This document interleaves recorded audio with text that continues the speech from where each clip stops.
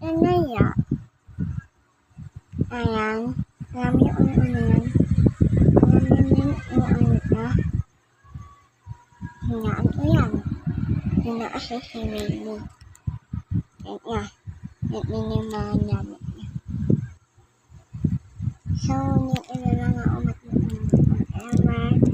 So, may na matutulong palagi.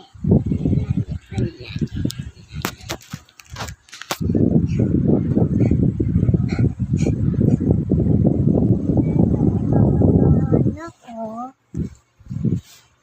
kaya ayusin ko na ito.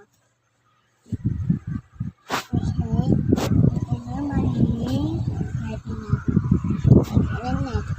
May aral pa na tayo anyan. Tapos may gamit na tayo anyan.